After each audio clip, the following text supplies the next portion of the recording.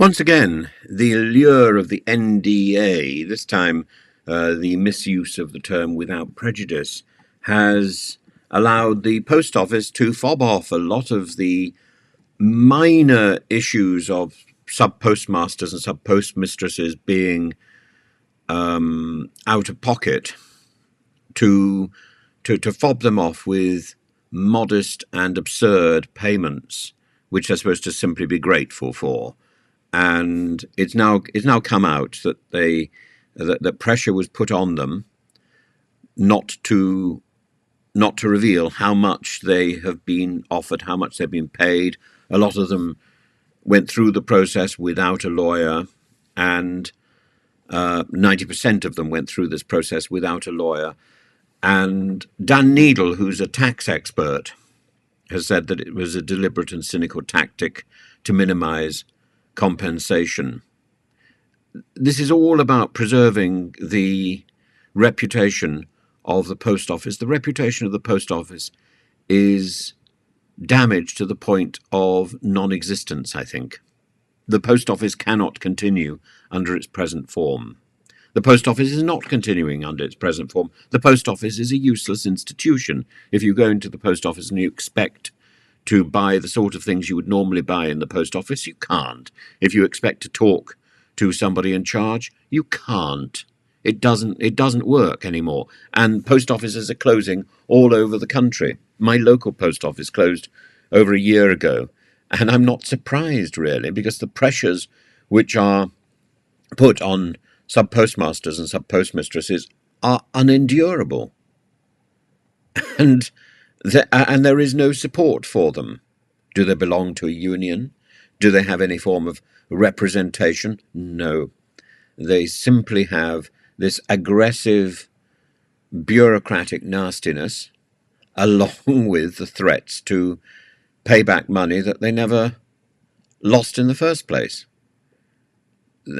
It's this pincer movement, Horizon Software, plus a lack of support, and the sub-postmasters are caught in the middle of this.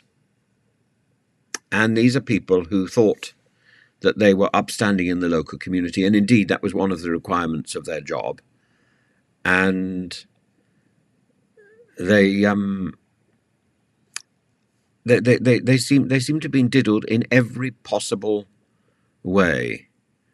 And the Solicitors Regulatory Authority, the SRA, which looks at the professional conduct of solicitors, has warned the post office about misrepresenting, misleading recipients of correspondence by implying confidentiality, by implying that without prejudice means significantly more than it actually does. It simply means you can't use this in a law case. And it's about control. It's about control, and it's about bullying, and it's about people trusting in the system that they work for.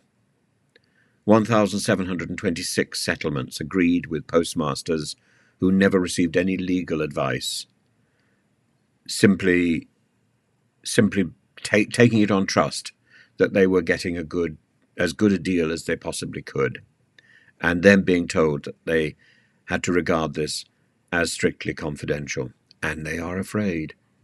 And they are afraid. And with good reason.